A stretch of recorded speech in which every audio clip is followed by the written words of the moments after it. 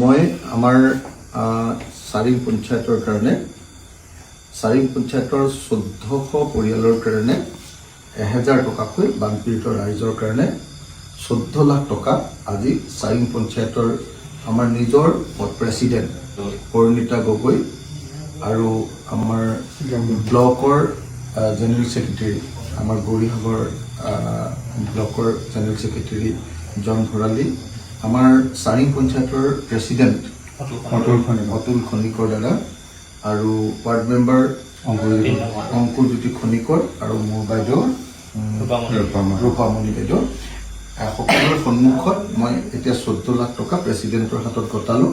এইটো প্ৰতিটো ফেমিলিৰ কাৰণে 1000 টকা।